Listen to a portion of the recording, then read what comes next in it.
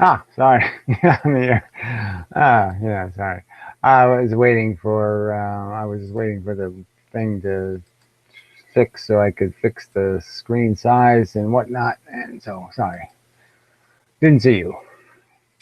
Anyway, so the, what you call it guy, whatever his name is, Michael? I think it's Mike. Uh, Something like that. Michael. Is supposed to be showing up, I think. I posted the link in the old room, and hopefully you got the link, and we'll see if you can get in, or something like that. Or if he has some other complaint, some other problem. I mean, it's good to test to see if you can get in the room. Um, so I'll see what it says on Skype. What the hell?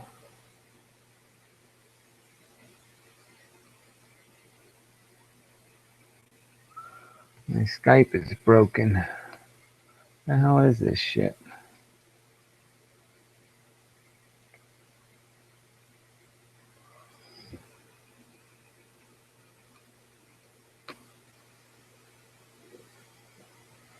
This is going to force me to upgrade, whether I like it or not.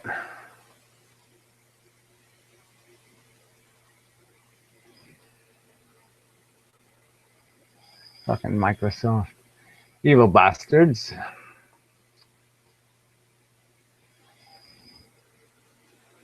Not enough space. What the fuck are you talking about? Pain in the asses. 500 and something megabytes needed. Fuck you. I don't like having to get rid of something. All right, get rid of that. And well, you know what that is, so get rid of that. And continue. Remove from your device and Skype. Continue. Yes. Fucking cunt upgrade takes more space than my freaking thing. Yeah, I hate these things. Google hates me. Well, you probably should just use YouTube then. Yeah, same difference. Oh, come on. Still not enough space, you cunts. Angry cats. Yeah, we can get rid of that. Root browser, all player. I don't need to start up my. I don't need that. FTP client, I need that. Camera streamer, I need that. Dash cam doesn't really work. All right, get rid of it. It doesn't really work. All right, it's got to be enough, bastards.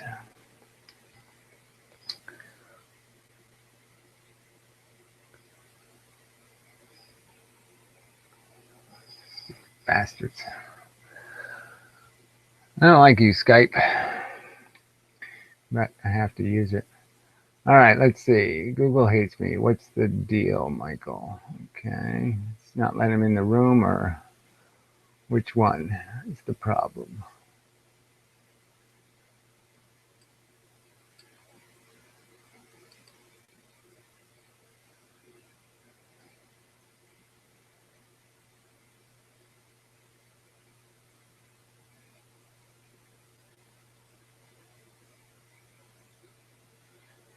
Do, do, do, do, do, do.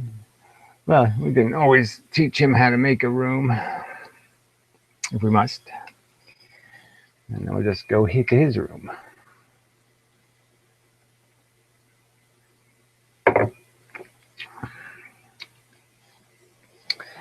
All right, did it load this thing yet? Oh, it's installing still. Fucking goddamn Skype. Let me go to the new room and see if there's anything in there. Nope.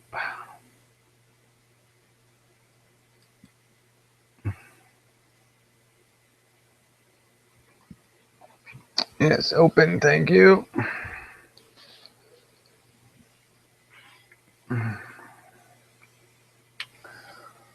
Alright, let's see if there's anything in there.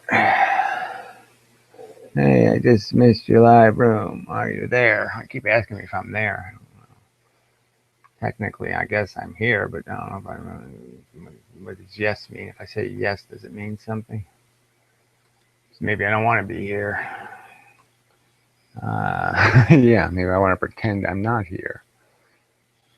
Depends on what you want of me. That's always the catch. When somebody asks you, are you there? You're like, I don't know if I'm there. Depends on what you want. You know, I want to know what you want, and then I'll let you know if I'm here.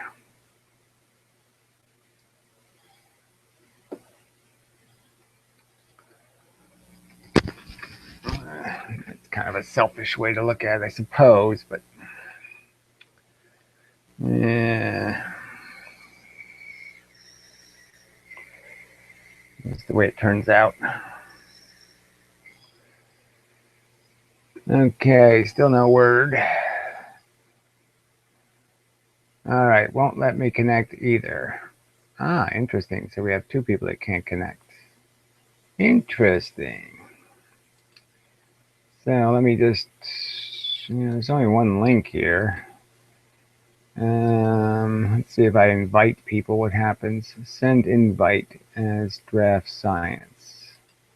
So I have to add names or email addresses. Ooh. All right, well, I'll try adding a name. Let's see, Superior Mind. Try adding that name, see what happens. See, how can you add a name? Because everybody has multiple names now. Superior Mind. It didn't seem to add that for some reason. Yeah. You're a cunt, Google. Now, what do I have to do to get the name to add? Huh. It's not adding that name. Let's see. That's not very helpful. Putting a comma doesn't help.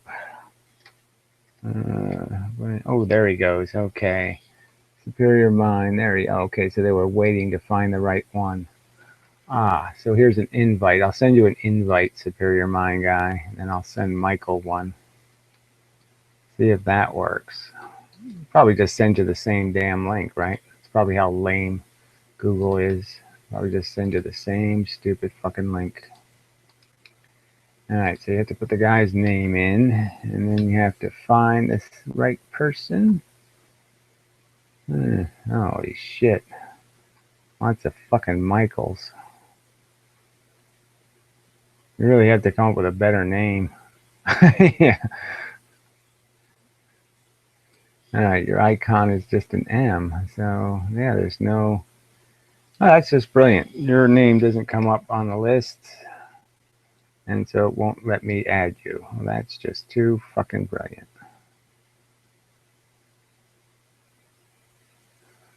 I really hate Google. So I guess it really does not like you, because it won't let me add you. And you're not blocked. All right, well, we have this little... Yeah, I made you a moderator, and it still won't let you in the room. I mean, that just makes no fucking sense at all.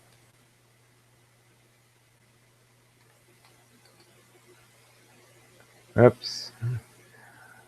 I mean, you're not blocked.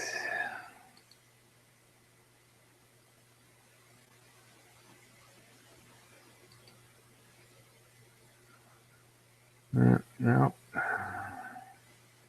This doesn't make any sense.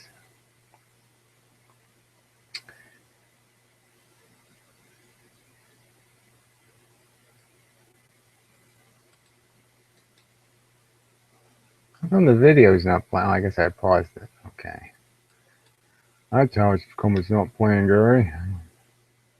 It is funny that his name just doesn't come up.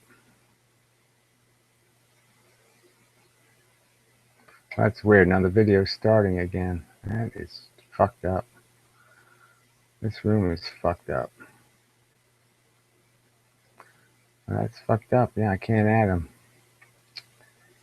Very strange.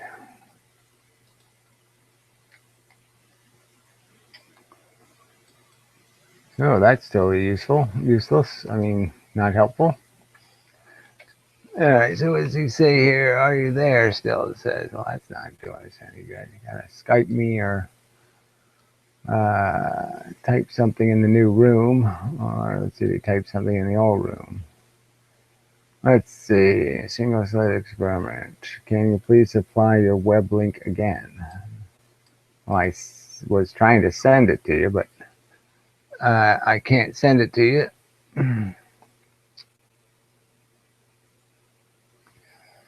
Yeah, well, it's not going to be any good. I don't know why you need the same link again, but I'll give it to you again if you want it. I don't think I can give it to you in Skype because I'm not there. I'm sure as fuck not typing it in Skype. And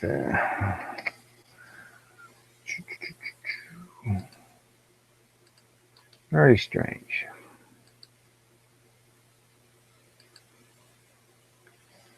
Quite weird.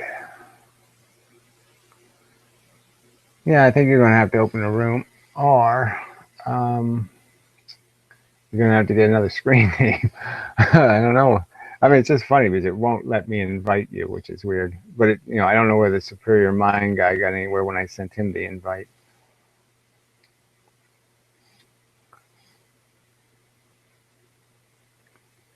Don't know if it did him any good at all.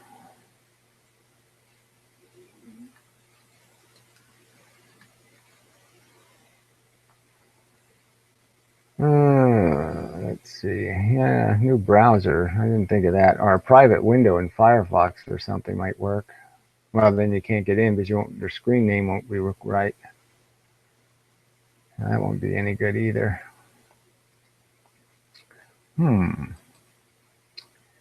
Quite strange.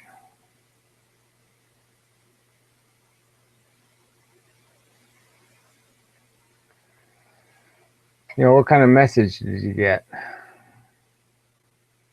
I mean, if you got a message like you were blocked, then, that's different than it not connecting.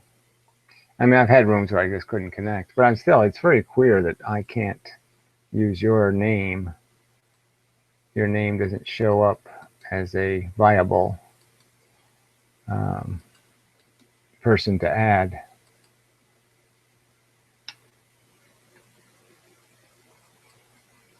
And I get all these Michaels, but none of them are you.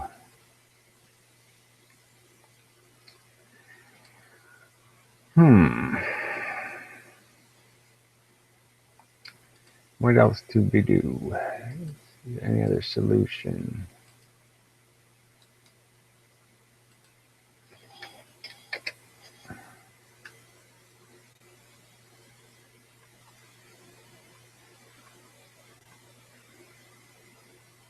Quite strange.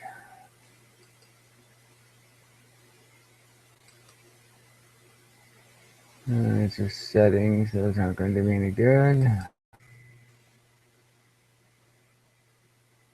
Bandwidth ain't going to do me any good. Microphone people ain't going to do me any good.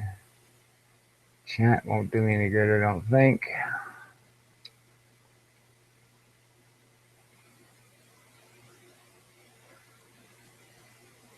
Do me any good, I don't think. Hey. Oh, okay. Problem solved. Okay.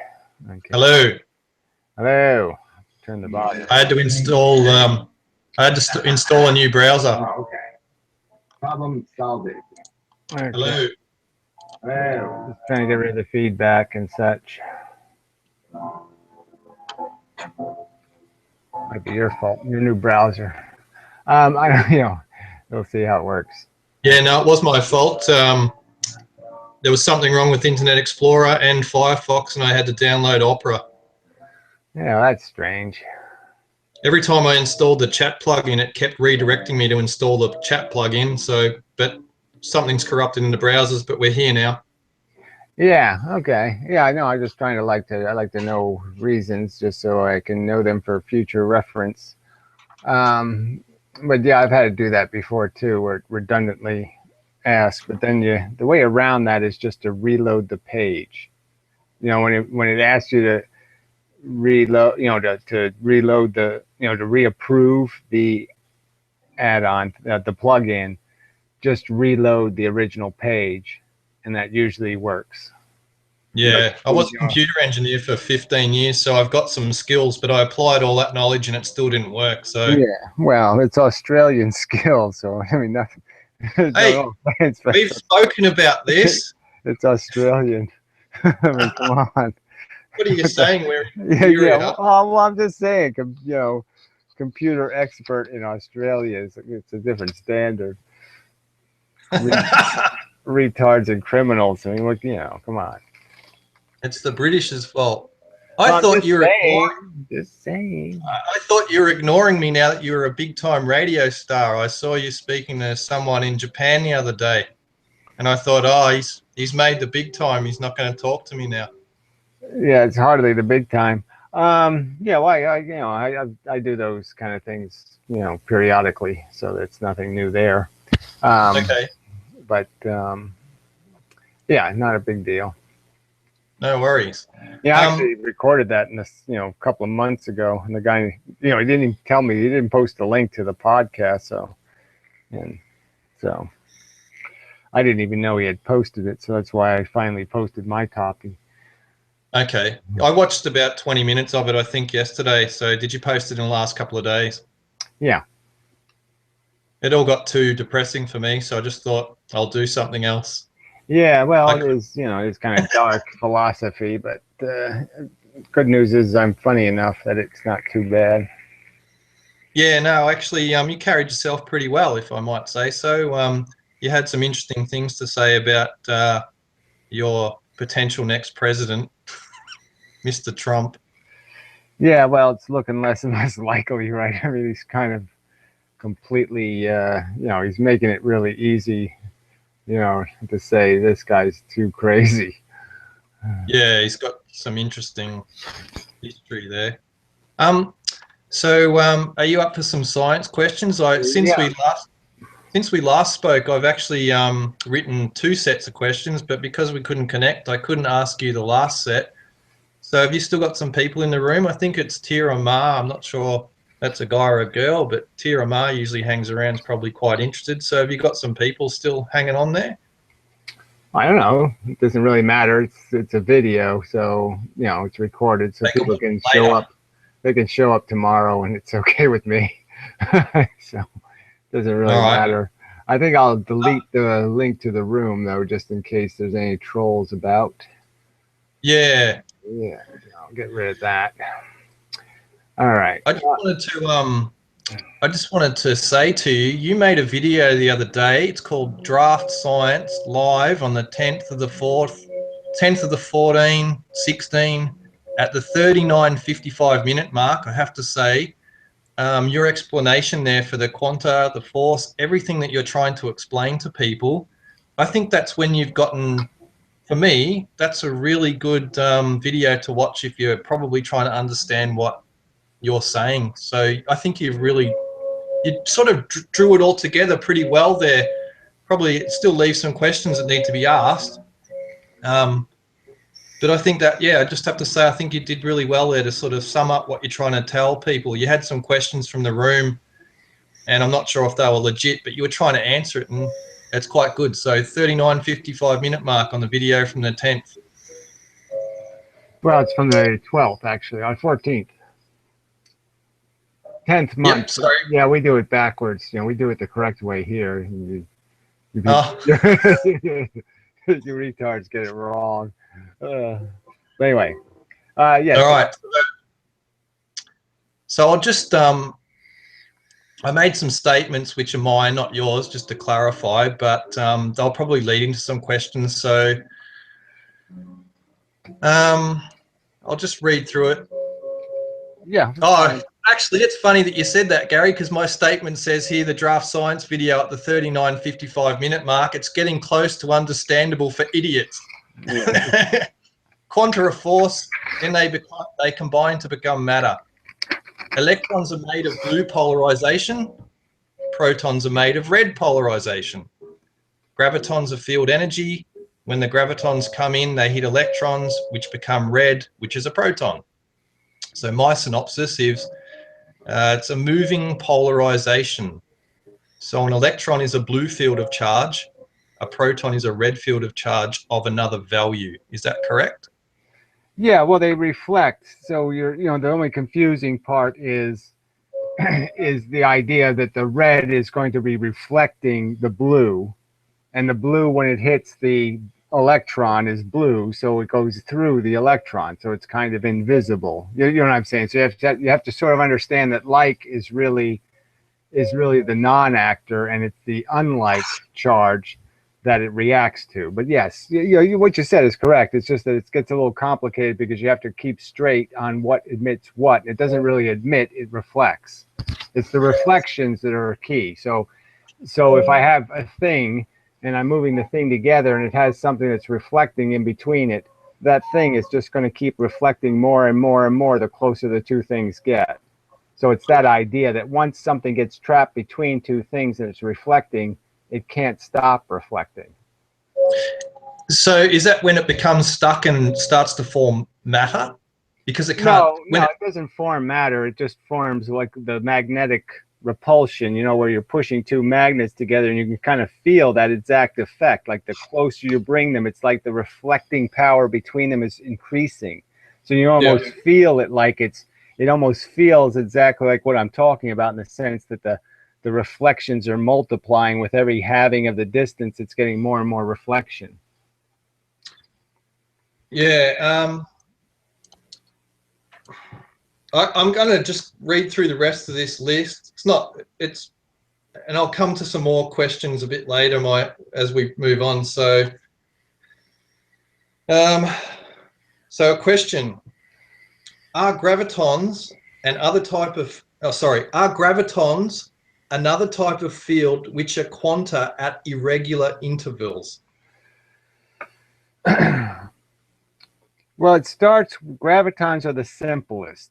So you can look at it that way. So it's all the same field energy. And all you're really doing is saying there's two specific polarizations that end up being matter. So the blue and the red become significant because electrons and protons own that color. So any field energy that's blue or red is obviously going to have an effect on protons and electrons, opposite effects on each. It goes through one and it reflects off the other. So it's the through part that matters to gravity, right? So the only difference between from a proton's perspective, right, red, the only thing that matters is it's not red, right? So whether it's blue or green doesn't matter, it's still going to reflect, okay? The only thing it cares about is whether it's red. If it's red, it goes through. You get me? And then it's the same thing for the electron, it's on the blue. So the point is that if I'm gravity and I have blue, green, and red in me, for the protons, the red will be invisible. For the electrons, the blue will be invisible. So half the red and blue force will be invisible, if you get my drift. Hang on. So are gravitons a mixture of those three field energies combined? It's a mixture. I don't know what combined means, but yes, it's a mixture of all the polarizations. And the only polarizations that matter to matter are electron polarization and proton polarization. So it's like electrons are this and protons are this, and gravity is all of those angles.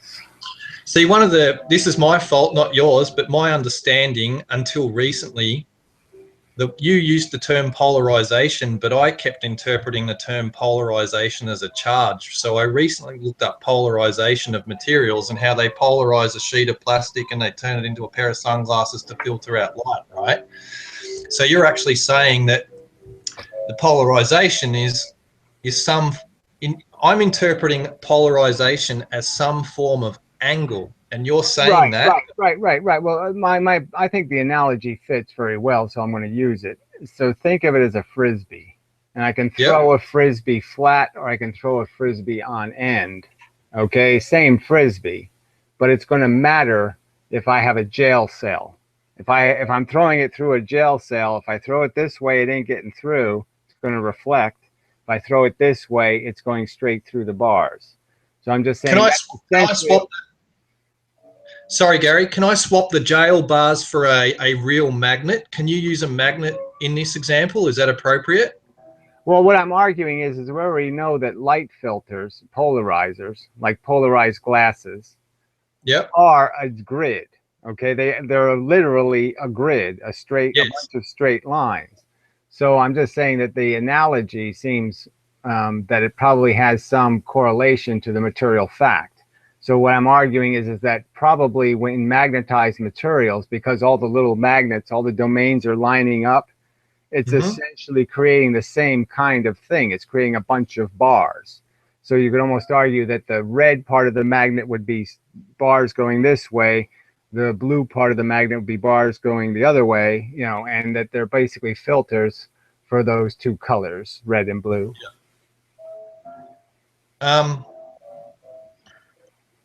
Yeah, it just brings up there's a lot of questions. So one of the problems I do have is when you have like polarization meeting each other and you say that it goes through, it's hard for like I can understand how photons can penetrate glass. They can go through that, but effectively, if you've got two ball bearings, they can't go through. They only seem to have kinetic energy and bounce off. So I think you may have struggled in the past where you've said something, they have kinetic energy and they spring off. Well, the point is, though, is if the steel ball example is a good example because, frankly, you can't tell. All right, it's only if you Yeah. know what's happening that you know what's happening. But if you're just looking at it, you can't tell whether two balls went straight through each other. If you don't hear any sound, you couldn't even tell whether they missed each other. You know what I'm saying? I mean, I could have two steel balls come down, and if I do it just right, I could have them separated, and you wouldn't know that they're just passing by each other. And you would think if I added a sound, you would think they're bouncing off of each other. If I just add the sound, Correct. you'll be fooled. So it's this argument here, visually, that if the polarization is reflecting, it's obviously a different universe. You know what I mean? Missing and hitting means something. Missing means the red goes through. Hitting means the red goes off at an angle. So obviously, if the polarization is exchanged, the universe changes. Here, it doesn't matter whether it goes this way or whether it goes straight through. You can't tell the difference. The universe looks exactly the same. So you can't tell the difference between a hit and a miss in this universe. So when same hits same, it's like nothing happened. Where when different hits different, something definitely is happening because the polarization is reflecting. I know that you and you don't like to talk about how the universe formed, and I can understand why you wouldn't. It's pointless. But would you be able to speculate on how these so the other day you were talking about lots and lots of trains going down the same rail line at different speed, right? So No, it's the same speed, but go ahead. yeah. What I'm trying to find out is how are these different polarizations? Can you speculate on how the different polarizations initially occurred?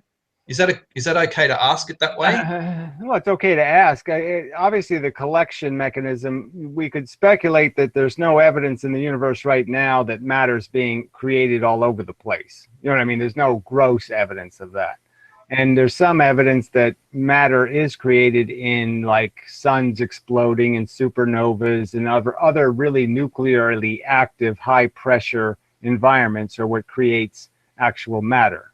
So I could argue that in those high pressure environments, the polarization is filtered out even more aggressively. So the blues end up staying with blues and they get trapped in that square thing, where they just keep going in a square because the pressure is so high that they can't go anywhere almost at all.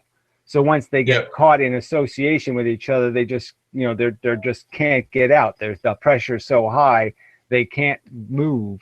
And so that is what's filtering blue into a blue clump and red into a red clump. Now, why don't the clumps get bigger and bigger and bigger, right? Like, why don't we have electrons the size of planets? Well, I would argue that that's the pressure argument, that for that to happen, the pressure would have to relax an awful lot. There'd have to be less gravity for them to be bigger because really the size of the electron is being dictated by the amount of pressure coming in. And so it's a perfectly balanced amount. There's the same amount of stuff is trying to get out of the electron as the stuff trying to get in the electron, if you understand what I'm saying. So the pressures are perfectly balanced. And if you go outside that balance, the electron can't hold together. It's going to lose bits. And if you go stronger than that pressure, the electron has to sacrifice bits. So have you considered, so that, I'm just trying to work out, if you've got field pressure and that's a pressure on the electron, that field pressure, those fish get sucked into the school. So now you've got missing pressure on the other side of the barrier, right? No, well, that pressure's on all sides, right? We have this mixed gravity field we explained before, mostly green, but mixture of blue and red in there too, right? So you have this, you have all these green arrows coming in. Well, green isn't red to the electron, right? So it's going to reflect, and green isn't blue to the proton. Well, you know what I mean. Red to the proton, blue to the electron, whatever the colors are. I'm just saying it's all going to reflect. I mean, I have a picture of that, but I mean, it's like you got to think about like there's all these little arrows coming in at you from all angles equally in empty space, so to speak. Like I said, if you're in a field environment, that's why you move, is because there's imbalances in that pressure. But I'm just saying, ideally, the pressure is even all the way around you, and the stuff trying to get out of you, for every arrow coming in, there's an arrow trying to get out. And they just keep hitting each other and going in the reverse direction because they're the opposite polarization. It's green against blue. And in the case of the proton, it's red against green.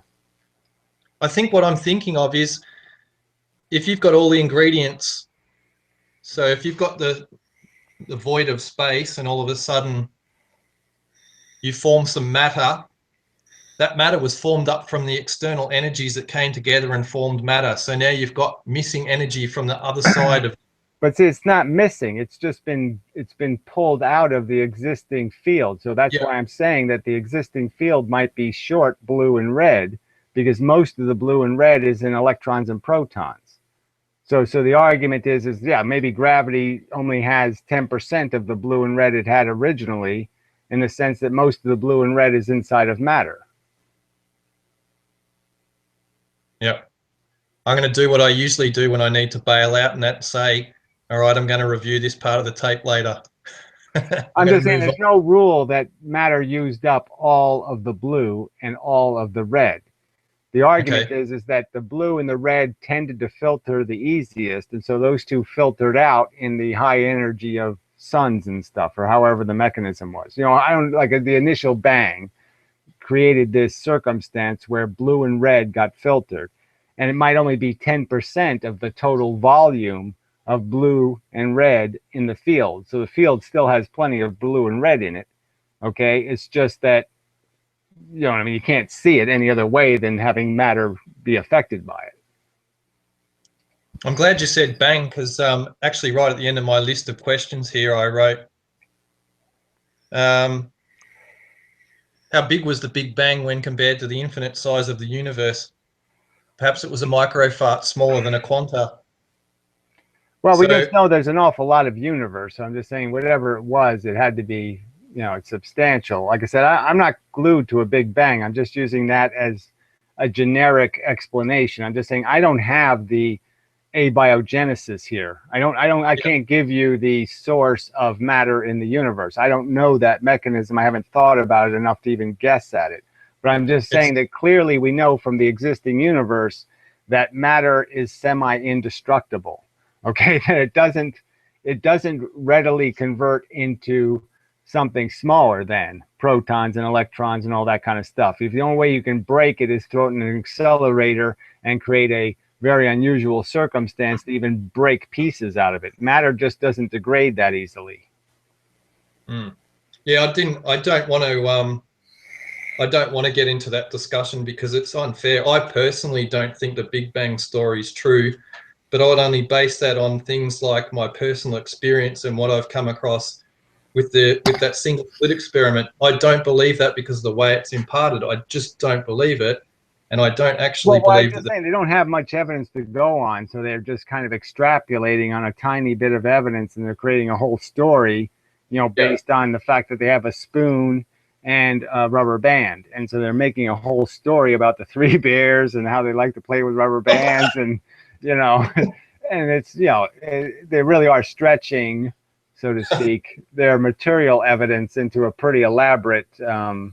narrative. Yeah, I'm not saying that you're advocating that, but I'm just making it known. I personally don't think it's Yeah, I true. have reasons not to believe it can be this way, just because of certain. Like I said, when I made the argument about the trains keep going, they just get painted a different color. Yep. It's like the trains are keep going, so it's like you can't stop the train. So there's the trains have to be coming from some. You know what I'm saying? There has to be some mechanism that's making trains, okay, so to speak, quote unquote. And so there's either the universe is a bubble and the gravity bounces off the outside of the bubble, or there's some kind of other mechanism, but there has to be a way to turn these trains around, because theoretically you'd run out of trains. You know what I'm saying? They'd Yeah, all head that way and there wouldn't be any trains here anymore. that's why I sort of asked earlier, and why I'm trying to understand if you've got. I said missing field pressure, but I probably should have said if you've got quanta that come in and form matter, that means the external pressure is wrong. And I know it's difficult to Yeah, explain. I there mean, just it's has to be some reflective mechanism. I guess is all I'm saying. I'm saying there's either a reflective mechanism, or the universe is much bigger than we think, and it's almost maybe there's almost an infinite source of these trains. yeah. See, one of the things that I think is, I'm just going to, for the lack of a better word until I understand it better, but the field of space being whatever that is, somehow it naturally and obviously produces matter. But in the before there was any matter, before there was any solid matter, that field of space somehow became interrupted to form its first piece of matter. And of course, it's interesting, but I can Yeah, understand well, how I'm we. just saying that's sort of an evolution argument. So I think you can deduce that that there's a static process. Like I would say that there's not a bunch of matter being created just because of how old the existing stuff is, and there's this clear connection between supernovas and the reformation of solar systems like ours. You know what I mean? It's like we're clearly made out of stuff that was somewhere else previously, and that slowness of the process, I guess I would just argue, kind of indicates that, yeah, the fundamental particles, like the electrons and the protons, were probably created in some earlier process, and then they evolved into atoms and then molecules and then elements and all that stuff. Are you kind of saying that? So when we look at the evolution of humans, we can't look at the skeletal record because a lot of those bones haven't been found. So we've had to try and put together how things evolved with missing evidence. Are you kind of saying, I don't want to put words onto your mouth, but do you think some of the process of these atoms and molecules are missing and we can't examine them to work out how the formation began? Well, I think it goes more, like I said, I use the word abiogenesis because I think that there's a more dramatic problem than just the human evolution problem, because those puzzle pieces, you can almost see the shape of them and place them with quite a bit of confidence. So what I'm arguing is that the complexity of the getting to the first reproducing cell, that chemistry is a lot more complicated. You can't just throw puzzle pieces together and say this is how you make a DNA molecule. It's much more complicated than that.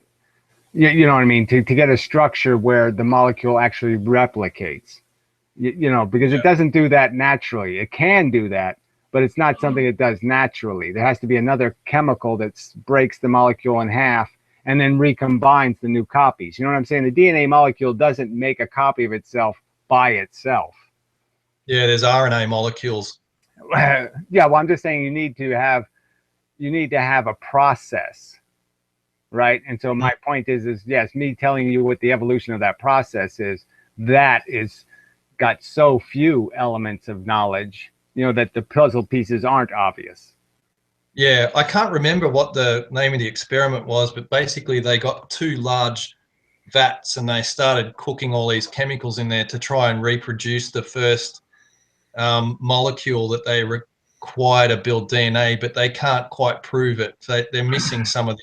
Well, like I said, even if they synthesize a DNA molecule, they still have the problem of process. I'm just saying that they're a long way from making it replicate.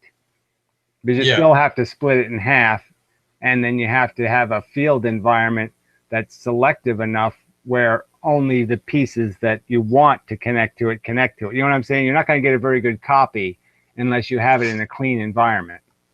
Yeah. All right, I'll move along to the next question. I've asked this one, please define your definition of polarization, and you defined that before with Frisbees. Right. Shape. I would just say it's a shape issue of some kind, but that's just my guess. You know, it could be, you know, who knows what it could be, but I'm just saying it fits some of the evidence, so I'll go with it. Sure. I guess I don't really want to use this word, but it probably fits. I don't want to get too flowery in the language because relativity. So I guess, you know, if those Frisbees, if they're on this angle relative to the other one, they're still the same Frisbee. Well, obviously it matters how you hit something. So if I took some kind of material objects and I banged them into each other, you can almost see that if I had material objects like this, that this object could roll over the other object. You know, or there could be some mechanism of entanglement in a collision. So I'm just saying the obviousness of the fact that if they're a different shape, they will impact each other differently because of that shape difference. I'm just saying that's one of the laws here. I don't have the exact dynamics for you, but I'm just saying the rule is that if they come at each other in like condition, okay, their reaction is going to be just a pure, you know, reflection, let's say. But I mean, the consequence is you can't tell the difference in that world. I mean, there's no consequence. I mean, it really is just about the fact that you can't tell the difference. If like polarization hits like polarization, nothing changes. It could be exactly the same reflex. You know, it could be they're reflecting exactly like the other things are reflecting. It's just that you can't tell the difference because it was blue going this way and blue going this way. So the end result is the same. So it's just the fact that there's no ability to measure the difference is why there can't be a difference. So one of the things that what seems intuitive to me is that it's going to, the charge of particles, like if we have a negative and a positive, they're going to either attract or repel. And when you start to say that we've got these objects of a different polarization, this is me, not you, to make it clear. And I know it's your theory, but what comes to my mind is that I would rather think that these things are repelling on a magnetic level, but what you seem to be saying is that they're of a different polarization, which is a different orientation in space, right? Well, what I'm saying is polarization is magnetism. So there's the charge is magnetism. Charge is, it's all magnetism. Okay, so then there's no difference between, you know, the idea of charge and magnetism are that they're the same thing. They're just manifested differently, okay, when you're excreting them in the right different circumstances. So okay, maybe you need to school me, because to me the difference between charge and polarization, they're two different things. Is that correct? Well, I'm saying they're not different on the micro scale. They're different when we see them because we put a bunch of electrons on a surface. So we put a bunch of the magnetic negatives on, you know what I mean? We essentially create monopoles, okay? We in the sense that we can have more electrons than there are protons, okay? More negative magnet than positive, you know, more blue magnet than red magnet. Electrons and protons aren't playing by the same rules as the regular magnets are. So that's the illusion. But it's the same force. So what I'm saying is when you put a bunch of electrons on a surface, we see it as an electric charge, but what it really is a bunch of excessive magnetism, monopole magnetism. Yeah, because Really, what is the difference? Ah, okay. So So there's no maybe red, my right? We can't see the red part of the magnet because the electrons are hiding it, if you know what I mean. So we're seeing only the negative pole of the magnet, and that's the force coming off when we call it charge.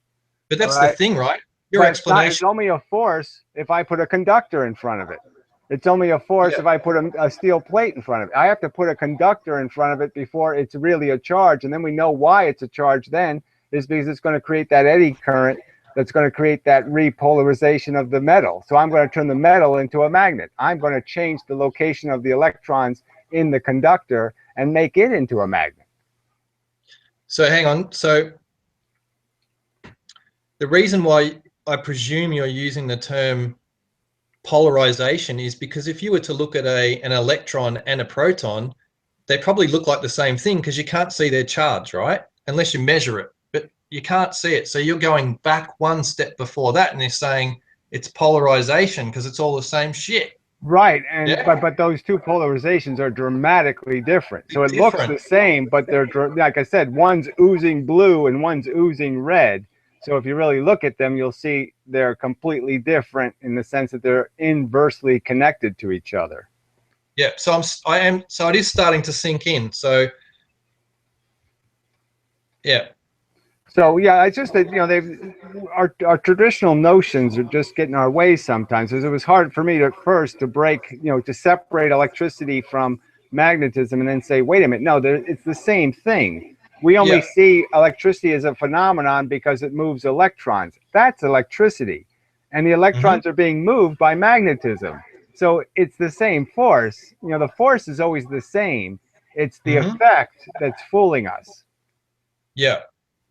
So I'm glad I did ask that last question. I didn't want to get into a sticky situation where some questions I guess some things are just difficult to ask, but because I've tried to try and come from the world of what I was educated in with electricity and all that stuff, but I really do think that you're saying the polarization Yeah, so is I'm correct. gonna It's I'm that gonna one step. eventually I would want to change the vernacular and just say this is about polarization. There's no such thing as positive and negative charge. There's up and down polarization or something or some other way of saying it.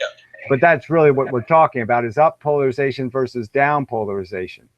So I didn't want it. I didn't want the question to be received as criticism because I am legitimately trying to work out what you're trying to explain to me and others.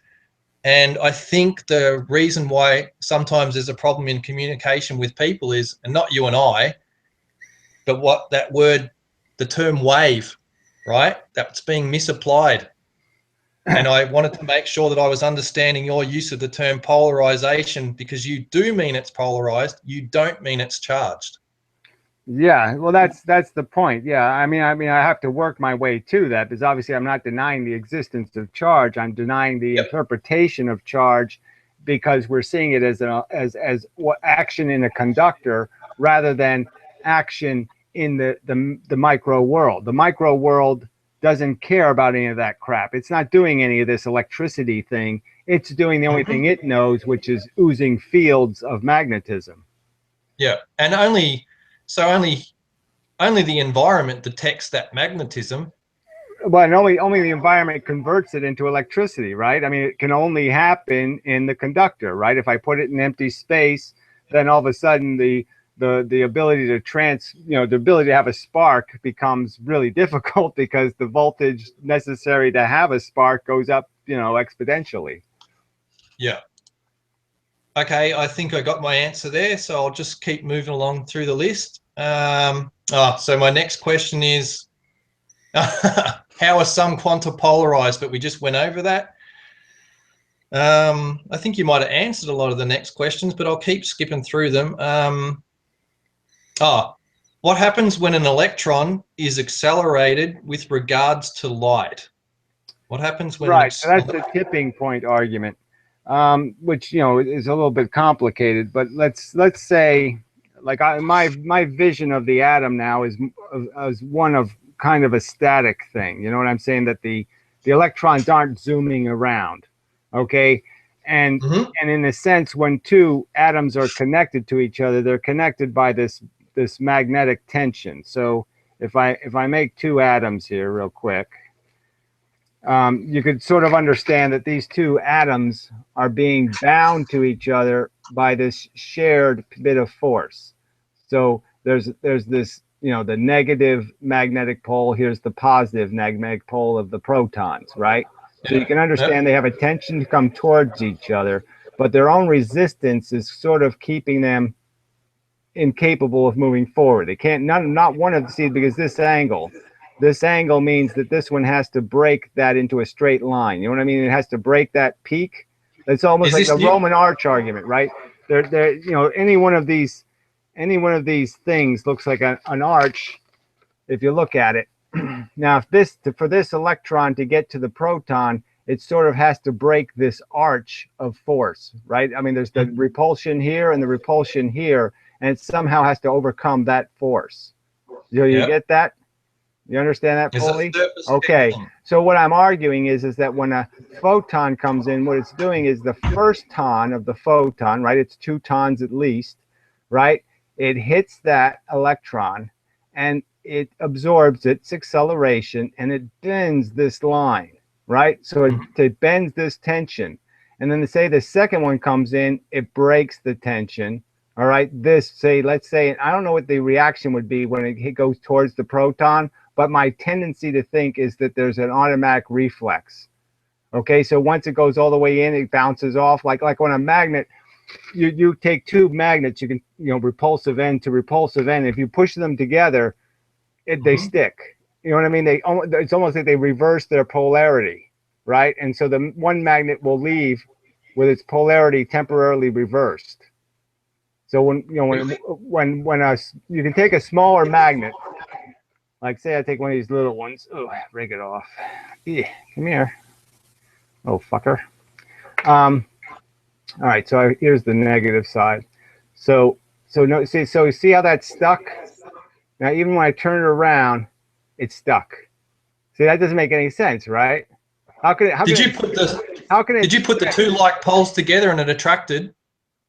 Huh? Well, I'm just saying, look, this is obviously the one pole here. This is a little stream of magnets. So you know that this automatically becomes one magnet, right? Yep. Okay. But so look, see, it sticks. Yep. And I turn it around, it sticks. See, there's no repulsion. See, there's only repulsion out here. And once I get in there, it reverses the polarity of the magnet, and this one becomes conducive to this one. This one overwhelms this one. This one becomes a magnet consistent with this one. So this magnet becomes part of this magnet. So all I'm saying is there's probably some mechanism like that.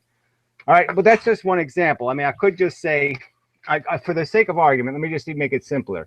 What I'll say is the photon comes in, and let's say the first ton bends this a little bit, and then the second ton bends into the pressure a little deeper, right? So now the rebound is even stronger, right? So the rebound is strong enough that this actually shoots out. So this electron temporarily leaves the balance, right? So you get what I'm saying? So the photon comes in, it pushes down on this pressure, it pushes deep enough that it rebounds out. Yep. You get it? So the reflex is what's really the acceleration. And the point would be is whether that's enough acceleration to get free or whether it ends up being pulled back in.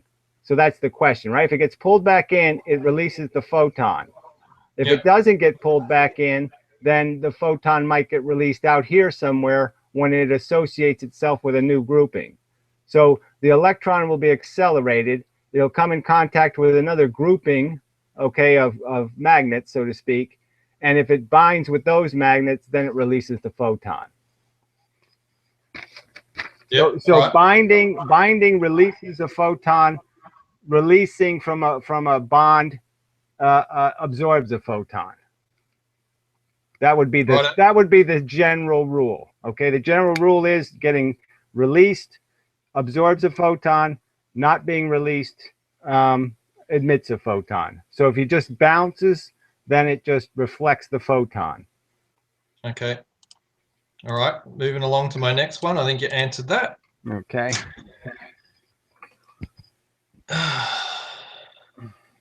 So bear in mind, I've written these questions. I reviewed one of your other videos. It's okay. You don't have to keep apologizing. You're doing all right. Yeah. Thank you. No, I'm just trying to basically excuse myself because I can't understand my own question. Well, I understand. I mean, I'm just saying. I get that already, but it's it's okay. So the question is, hang on. Is all field energy comprised of just gravitons that are of no frequency? No, that's the field energy of gravity. But obviously, the field energy of a radio wave is a bunch of tons at frequency, polarization at frequency. So, yeah, actually, I'm glad you answered about radio waves. So I'm just going to skip to something else. I gave you some questions about a week ago, but we couldn't meet up. I had a question about AM radio signals. So while we're here, when trying to understand AM radio signals, we are taught that the AM stands for amplitude modulation, which implies modulating the amplitude. So the amplitude just means the volume. So what it means is you released more tons. okay, so you just answered it very quickly. It's volume. That's all it is. And the volume is more detectable. Obviously, even at a distance, even if you're only receiving 10% of the volume, obviously the bigger volume pulse will still be a big volume post versus a small volume post. So as the antenna waves, it jerks quicker, releases a bigger volume, then it can have a little volume the next time and a medium volume. But that's all it's doing, is changing how many tons it shoots. Yeah, so in other words, when they say they've got a 50,000 watt transmitter, they're transmitting a huge volume of... Exactly. So they're translating, instead of transmitting or emitting 50,000 photons a second, they're emitting 100,000 photons a second.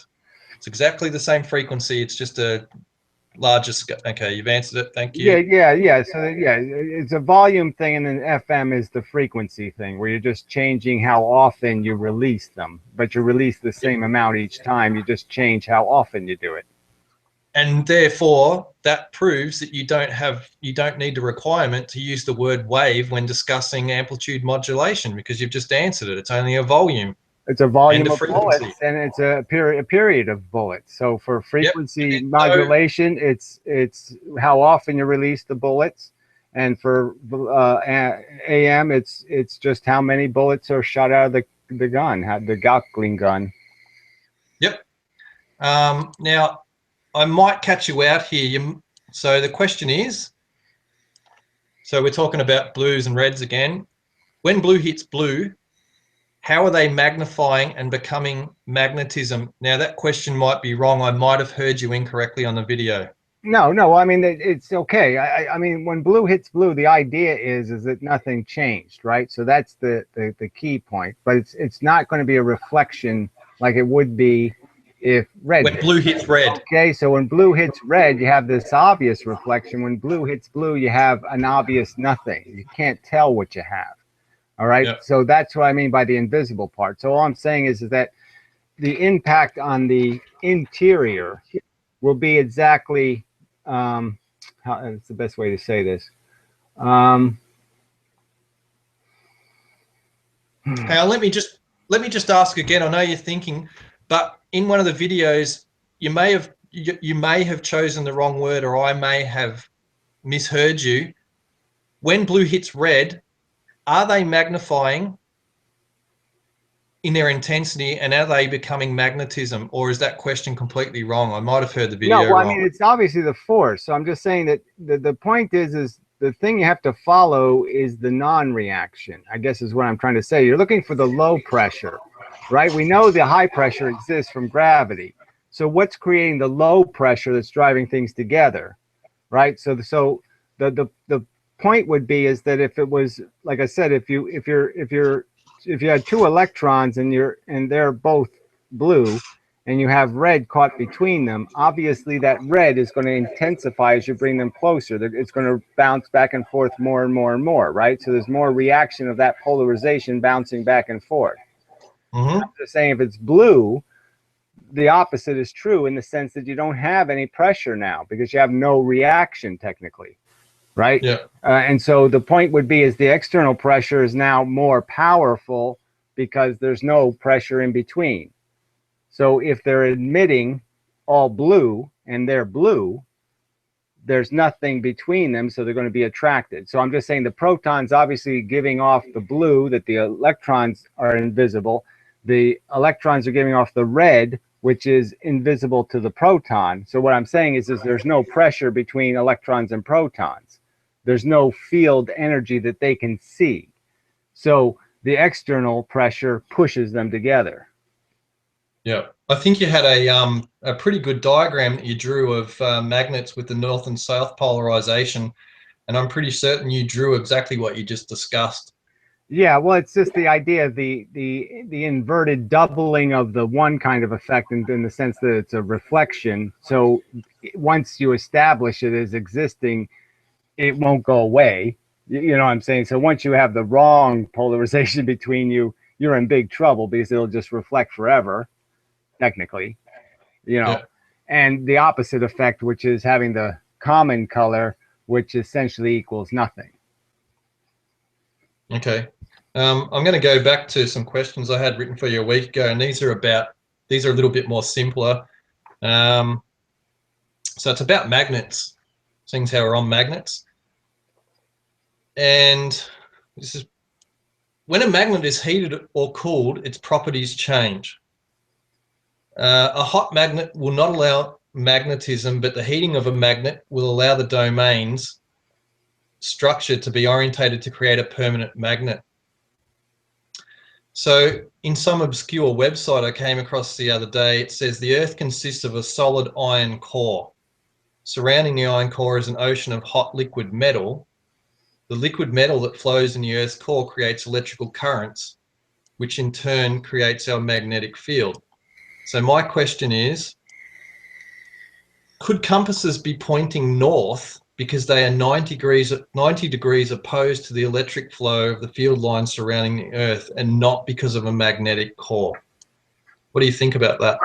Well, I think the magnetic part is kind of suitable. I mean, I don't see a problem with accepting that magnetism could be realized in all that static electricity could be creating the eddy currents because it's metals that are conductors. You know what I'm saying? Even like aluminum is supposed to be, you know, most of the Earth is supposed to be made out of aluminum. I mean, aluminum's a conductor. I mean, yeah, it's not a great magnet, but it's a conductor. So it's paramagnetic, you know, so you can force it to be magnetic, especially when it's in a heated environment. So, but yeah, the argument would be getting some feedback. You have something open? Yep. Um, Not me. yeah, I don't either. Oh, strange. I mean, I didn't change anything. Let's see what can be fixed here. Can't change anything. Well, we'll see if it Hang gets on, I'll better. turn my speaker down. Does that help? Yeah, well, yeah, I don't hear. No, it's still there. Yeah, it's feedback. It's my voice that's feedbacking. Yeah, I think it's gone now. Okay. Yeah, it might be just too loud or something. Anyway, all right. So we already know that the heat thing is because once it's in a heated condition, there's all that infrared energy. The domains are all jiggling around, so they're in flux. So obviously, if you run magnetic field on them in that condition, they'll all start lining up because they're not stuck. Okay, because they're all actively being harassed by all that heat. So that's why you can make a magnet that way, is because it's still obviously the mixture isn't baked yet. The cake isn't baked. So now you can do anything you want to it. And in the Earth's case, you know, the twisting of the Earth, I would argue that the exterior of the Earth absorbs more velocities from the external universe than the interior. So when something hits the Earth, it usually doesn't hit it at a 90-degree angle. You know what I mean? It doesn't hit straight down. It hits at some obtuse angle, which means that it imparts velocity on the crust of the Earth okay, but it's not necessarily on the center of the Earth. You know what I mean? So there's a huge amount of torque in the sense that the outside of the Earth is spinning faster than the inside of the Earth, and that's what liquefies the middle part. Now, like I said, the weather, why it's a magnetic is, like I said, if you're swirling a bunch of metal and it's hot, I think it's logical to say that that would end up creating what's called an eddy current, and that would create, a magnetic flux. So I'm okay with that. Why it's at the North Pole, I guess is what you're saying, right? The North Pole is perpendicular to the turning of the Earth, right? So, well, the magnetic South Pole, whatever you want to call it. I mean, it's magnetic south, whatever. So the world is, the Earth is spinning this way, and yet the magnet is this way. So that means the electrons would be moving with the swirl. So that means they would create the force perpendicular. So that's correct. I think what I'm getting at is, I'm going to show my hand here, and I don't actually believe that the core of the Earth is what we've been told it is.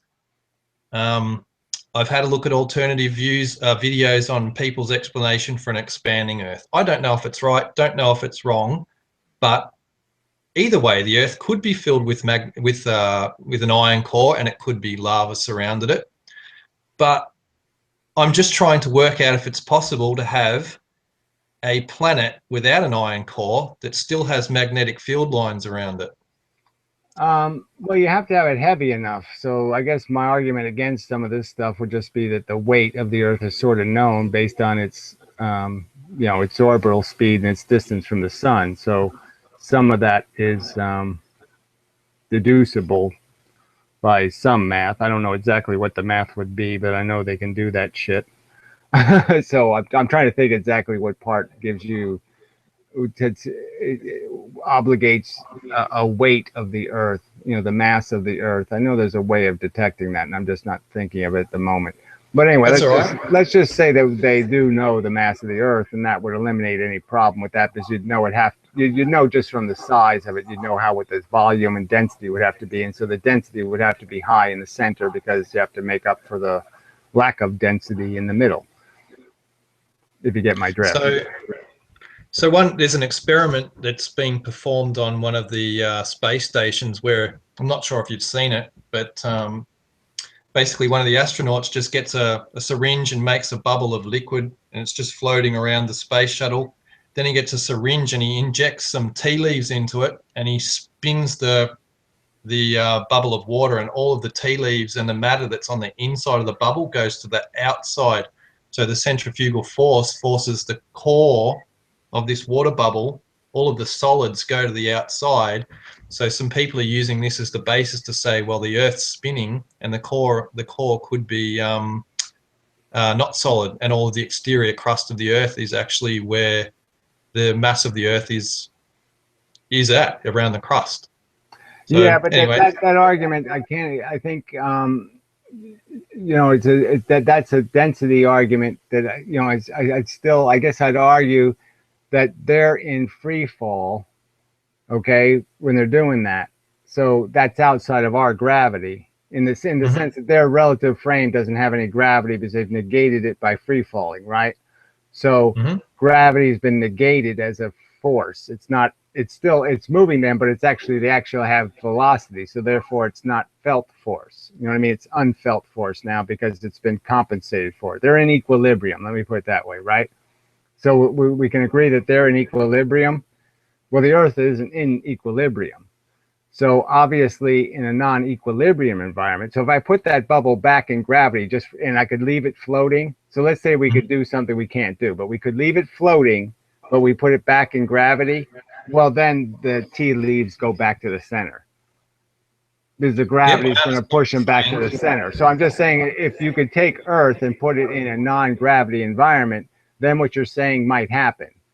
But as long as Earth is in gravity, the dense stuff is going to the middle. But I guess that's the argument, right, as to whether or not Earth is in a non-gravity environment because it's in the it's in space. So Well, I'm just saying that by my argument, obviously, I'm going to argue that's where the strongest gravity is. Okay, empty space is the strongest gravity you can get. yeah, it's Technically. hard to it's hard to Well, I'm just saying there's imagine nothing in that. the way of you being fully exposed to the absolute amount of gravitational force. So you're actually in the highest pressure as an individual when you're in empty space. That's when you're going to be compressed the most, is when you're in absolute empty space. That's when your center of gravity becomes incredibly important, because Is that that's when because your equilibrium, you're being pushed together then. So that's when you really have to be a sphere. You know what I mean? You don't want to be a so, sphere, put you in empty space and you're going to become a sphere. so would I be demonstrating that I have listened to your videos because if I'm in empty space by myself, I'm not in the shadow of something else, right? Exactly. So you're getting no pressure breaks at all. There's Mm. no, you're exposed to the full pressure of the universe. Yeah, I was of course you've got a lot of videos and there's a lot of information to take in, but I was thinking about objects in space being in the shadow of other things. One of the first things that came to my mind a few weeks ago was, well, the moon's drifting away from the Earth, but the answer to that would be, well, it's probably in the shadow of the sun. Would that be, how would you explain that the moon is drifting away from Earth's gravity? Well, I guess you could just explain it, but the simple answer is it's moving a little bit too fast to stay. you know, it's got too much velocity. So slow it down a tiny bit and it'll be just fine. Hmm.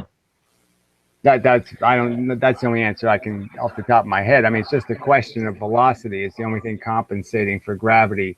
So obviously, if you slow down the velocity a tiny bit, then any outward movement is going to be stopped. Yeah. I came across some interesting videos the other day. It seems that everybody's teaching, especially in India or all countries, but I came across some Indian videos teaching about single split and double split. And it's like, man, this whole single split, double split experiment's just taught everywhere. How are they going to escape? Yeah, it's bad news just because that's just all of it is just so inaccurate. I mean, I haven't seen one honest presentation of the truth. Some You can't honest. find an alternative view. Yeah, no, it's really quite. I'm not going to say it's a conspiracy, but it's just an error that science has made that it doesn't want to deal with. I'll say it's a conspiracy if you won't. Okay. um, there was something else too that's interesting. I think you were one of the only people that was picking apart the Arago spot experiment. When you try to find alternatives for people that take that apart, it's just you. And also there's another guy, he's an Australian person up in New South Wales. He works for, I think, the New South Wales University. He's called Veritasium. He makes some interesting videos, but it's interesting to see that the comments on those videos, a lot of people don't actually believe his explanations for things too. So I Yeah, think, I actually mentioned him the other day just because I was thinking of picking on him a little just because he gets a huge number of views. A million views for these videos, and it's Mhm. kind some of it's pretty sloppy. And some of it is so speculative. His last video on galaxies, and the expansion of the universe and I mean, that was just such a story. I mean, none Yeah, of that is based on anything called evidence. That's just the story physics has made up. It's a three bear story all over the place. Zero point yeah. 0.7 milliseconds into the Big Bang, there was a huge expansion, says us. Not, they have nothing for Well, it's just evidence. another God story. Yeah, I mean, it's a preposterous. And to do a whole video based on that narrative where you can't find a piece of evidence in that story. There's not one piece of hard evidence to defend a single thing he said in that video. Yeah. Well, one of the ones I've watched only probably half a dozen of his videos. The one I watched the other day was about, this is why I was hesitating to use the word relativity in a sentence earlier, but he was talking about how if you had a piece of wire and you had a black cat next to the wire, and the cat was charged positive, then if you move the cat relative to the wire, it's going to be not charged compared to the electrons and the protons, and therefore with relativity, and it was like, this is bullshit. It's just totally missing the Yeah, other side of the he argument. did that to another thing where he talked about relativity and the fact that, there's 8 electrons moving, and because of relativity, there's only 7. And it was almost like he was making electrons disappear. And I was like, oh, come on, you've got to know that's not what's happening, right? You got to know there's some other speed equation, but their electrons don't just vanish. So what the hell is that? Come on. I mean, it just seemed, the explanation was just, okay, yeah, that fits your math, okay, but you can't just make electrons go away. I mean, that's just bullshit. But that's right. So does that guy actually believe what he's telling you, or does he think he's trying to do another? Well, I'm just saying that the standard model has these paradoxes in it, and so they're stuck with them because they've accepted them. So now they have to make explanations for them. So I'm just saying this is how they're doing it, and it's, I'm saying I don't like it, because he's basically talking about how slow electricity moves through a wire, but he's basing it on how slow electrons are moving. And no, it's not about how fast they're moving. It's about how many of them are being accelerated. And, he's just not even getting the point that you don't measure electricity based on how fast an electron's rolling. You're basing it on how much the field is moving. How much they've pushed each other, in the sense that what's the field doing? The field is what's really moving through the wire. The electrons are almost incidental. They're just boats floating on the water. The water is what you got to pay attention to. Yeah, that's like, yeah, okay. I'll have to. I mean, it's been 20 years since I studied electronics, and I do remember the teacher was explaining about voltage and current flow. So, but when you start saying things like magnetic field, it's like that's never something I even considered when I got taught back in my Yeah, well, extra I'm just saying studies. that all the electrons are already tied to each other. They're bound by this magnetism. So when you move one electron, you're moving you're going to move the one next to it, and you're going to move the one next to it. You can't move one without moving the others. Yeah, I do find it interesting that when you see, I never understood this, but I do now. Since I've started to talk to you about your videos, I've had to do a little bit of research so we can have the conversation. But I find it interesting that when the electrons do go down the wire, that there's a field created around, the wire, and it radiates out. And it's like, it's just amazing that can even happen anyway, that it's affecting other things external to Yeah, but its that's own that's body. so easy to explain, just in the sense that when you understand what's happening when an electron's being accelerated, that it's changing that fish dynamic, right? So I mean, the fish going the right way, you're creating more fish going the right way, more polarization going this way.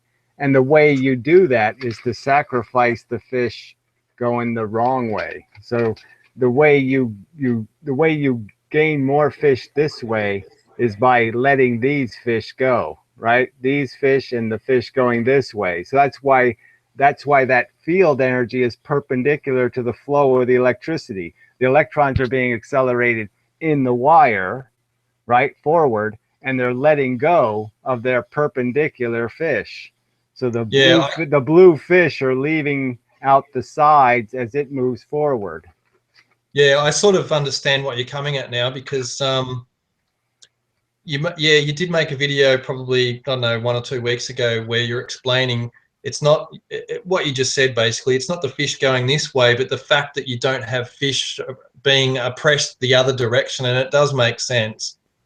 Well, I'm just saying It's like you can't have velocity without getting rid of the stuff that's not conducive to your velocity. So yeah, as soon as you start moving in one direction, you have to get rid of the stuff not moving that direction. Yeah. Just going back to that Veritasium, I actually am quite interested in what's the name of those things? When you spin the needle on the top, and you got a little disc on it, and you spin it. Oh, what's the friggin' word for that? Compass? No, you spin them and they stay upright. Gyroscope. Gyroscopes, thanks. That's it. So he did an interesting video up at the University of New South Wales, where they got this gyroscope, and I think it had 20 kilos on the end of a pole, and they spin it up to, I don't know, a couple of thousand RPM, and then he picks it up and it spins up in the air, right? And it looks like a magic trick. And they actually got that from an electromechanical professor from about 1950 who had that same experiment. It's quite interesting. You might want to go and have a look into that and the professor that was told about it. There's some videos on YouTube. They're mainly black and white of the electromechanical professor. And he took it to the Royal Society of Scientists back in the 50s, and they basically said that he was mad and they nearly kicked him out of the institute. And he went on to prove that they were all wrong. And he had some interesting theories on how you can use gyroscopic precession. In fact, NASA picked him up and they used the gyroscopic precession in the Hubble telescope to move it. Yeah, I mean, it is interesting the fact that what velocity does to the force, right? And that's basically what we're talking about. But that's what it really is tied to, is velocity is a counterbalance, in the sense that it'll change what's going to affect you. So the faster you go, you can almost argue the less effective the force is against you. You know what I'm saying? It's hard to you're easier to fuck when you're not moving in one direction than if you are, because if you are, you've lost your perpendicular dimensions. You know what I'm saying? You're becoming more and more invisible perpendicularly as you gain velocity in one direction, which is part of the catch here. Yeah. That's part of why this works. But yeah, I don't want to get into it. It's a little bit too complicated for me to do off the top of my head. But I agree that those phenomenons are worth studying just because they are they're so dramatic in a sense. You know what I'm saying? It's just so non-intuitive. Yeah. The weight balances and stuff. The fact that it's almost like anti-gravity, but it's not really. No, it's not. It appears that way. I mean, you look at it and you think, oh, that's how you can get something to float, but it's not really. It's just they've had a hard time explaining that too. So I'm not going to try to attempt it Well, I'm here. just But saying, even the frisbee. I'm just saying I use the frisbee as an example, but I mean it's a complex dynamic to explain why exactly it floats. Why does it acquire such a unwillingness to change direction? Yeah.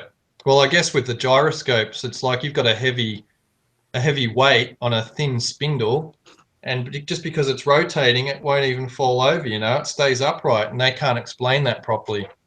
I actually asked that quantum physicist that I bumped into at the coffee shop when I mentioned it in one of your earlier videos. I asked the quantum physicist about gyroscope precession, and she said, yeah, it's a good question, and didn't answer it. Well, it gets complicated. I think they can answer it. So it's a torque equation. You know what I mean? So you're really just talking about the fact that the movement of the one thing is causing a lot of disruption in all these other things, and so the force is actually being spread to anything connected to it. And so that's where the real dynamic of it is. It's not you can't look at it in isolation. You have to look at it in what the structure is that's holding it. You can really feel it if you actually put a gyroscope on a stick. You can feel it. You know what I mean? You'll feel it. You'll feel that your arm is now compensating. You know what I'm saying? Again. Yeah. I mean, so I mean, obviously, it's a little more complicated than just saying there's this thing floating, because it only floats because it's grabbing force from everything it's connected to. That's exactly right, because I watched a simple experiment the other day where they got a boiled egg and they got a glass top and they spun it on it. And so the egg's spinning like this, but then all of a sudden it ends up upright. And it's like, how the hell is it doing that? But the explanation is, well, there's some friction on the glass and it rotates off the glass and it takes the path of least resistance and stands upright. So it's interesting to watch, but it's a simple explanation. Yeah, well, I'm just saying, well, they're never really simple, but yeah, they're technical explanations, and that's my only resistance to getting into them, is I'll probably make some errors just because the technology, the technical expression of torque. Torque is one of the most, it's the most complicated thing, in my opinion, one of the most complicated things to describe mathematically. It's really, I'm just saying it's a little bit intimidating to just do off the top of your head. Yeah, well, I mean, it's probably not your field anywhere, and I mean, you're no more accountable to explain that anyway. I think you've done pretty well with the the quanta and all the other stuff you're talking about. That's Yeah, no, most I mean, interesting. it is a place where I do know I have a little bit of a, I'm a little under proficient, but it is, I'm glad you brought it up just because it is something that is important. I mean, I got Yeah. into the whole centrifugal argument when I was arguing with the Miles Mathis thing, where they were arguing about the speed around a track, and how why a ball bearing going through a loop would go slower than a ball bearing going straight. Oh, the And friction, yep. yeah, and so that sort of had something to do with this because they think it's all about some centrifugal thing, and no, it just really has to do about the fact of what's applying the force. In gravity, the loop is being made by an active force. It's doing the work. Gravity does the work of bending the path. And when it's Yeah. just the ball bearing has to actually, the energy of the ball bearing has to do the turning. So it can't go as fast because it has to use half its energy to turn. Yeah, makes sense. Would you consider taking on some of those Veritasium videos Well, that's and why pick some? I have been thinking about it just because I did one in the past. I think maybe about the electron thing, but I was just, like I said, I hadn't watched one in a while. And when I saw this last one he made, I was just like, oh man, that is just such bullshit. But it's the kind of Yeah. one where I'm not going to argue it just because what's the point of me arguing a completely made up story? You know what I mean? I'm not going to be able to make a counter argument and say, no, it was 4.8 seconds after the Big Bang. You know what I Well, mean? at least in those Veritasium videos, you don't have to argue against hyperboreal Yeah, no, perturbations. it's not quite as incomprehensible, but they are all kind of like I said, maybe I'll try to find his version of the two slit experiment and try to nail him on that or something. Yeah. Actually, I did have a bit of an obscure question. I want to ask you about Thomas Edison. So, are you able to, if I ask you some questions about light globes, is that sort of within your realm of knowledge? Have you had a look into that? Light globes? Yeah, so what I'm thinking about is when Thomas Edison, I only looked into it recently, so the manufacturing and invention of the light globe, right? So have you looked into the history of Thomas Edison much? If I was to ask you about him, is that fair? Yeah, no, I know quite a bit about Edison. So, Okay. I'm not an expert, but I'm pretty good at Edison trivia. Okay, I'll give it a go then. So what I'm trying to work out is I understand that he didn't actually invent the light globe. He pinched the idea off someone, but he refined it and made a better light globe, right? That's not the He didn't point. invent the idea. Look, they already knew what an arc light was, right? And they already knew that elements burned. Okay. So, but in a sense, you have to give credit to Edison because he's the guy who spent 3 years and Yep. almost went bankrupt trying to find one that was durable. So, I mean, yeah, Edison didn't invent the idea that light could be produced by heating elements. He was the guy who figured out that the only way you're going to do it. Well, he had first they already knew that it burned a little bit longer in a vacuum. Okay, so those are the two facts he started with. Okay, elements burn and give off light, and they'll last longer in a vacuum. But he's the one who had to figure out that you have to have a very high vacuum, and then he's the one that figured out that carbonized bamboo will burn for 342 hours. Yeah, that's what I'm trying to get to. So you answered half of my question before I got a chance to ask it. But what I'm trying to understand is, and I haven't done any research, I'm going to probably go read about it, but we're having the conversation. So did they by accident put a charge through a wire and emitted light? How did they decide, Well, let's just go build this obviously thing? they've been playing with batteries for 10 years previous, let's say. Okay, to Edison doing this. So they already had electric batteries and they already had electric currents that they could store in capacitors. And they Yeah. certainly played with certainly high voltages. So I'm just saying, obviously, that the obvious answer to your question is I'm sure they burned a lot of conductors. You know what I'm saying? I'm sure they melted a lot of conductors and they realized that if you burn a conductor quickly, it'll create a lot of light. Yes. Well, they must have had some sparks and then thought, let's just try and contain the spark. Well, I'm just saying they were using wire, so I'm sure they knew that if they used too small a gauge of wire, it would melt, and if you glowed it white hot, it would give off quite a bit of light. So I'm just saying I'm sure they figured out that metal conductors will glow yellow or white if you can Mhm. maintain a current through them. Yeah. He's got like, I think he had like 1,000 patents on different inventions and stuff.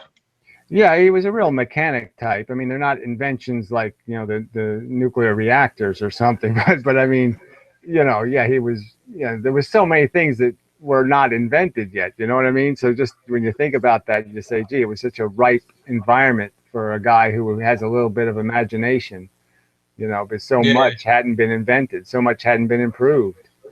And the thing is, I know from my personal experience too, that once you have an idea or something that someone else hasn't had, it leads your thinking down a different path that other people don't have.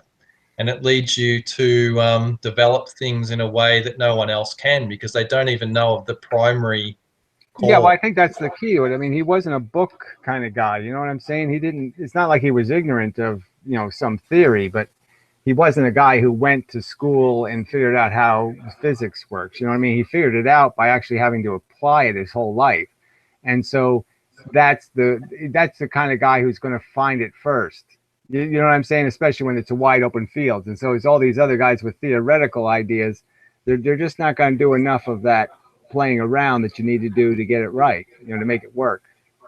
Yeah, because it's like, I guess, Mr. Veritasium, if he took his exams and he started answering them in the way that you would, he's going to fail, right? So if he doesn't conform to the the known way Yeah, well, of I say sometimes education just gets in your way because it makes you think, yep, in a closed way. And, Edison had a completely open way, which is wasteful in the sense that, if he did know some theory, he would know certain things were impossible.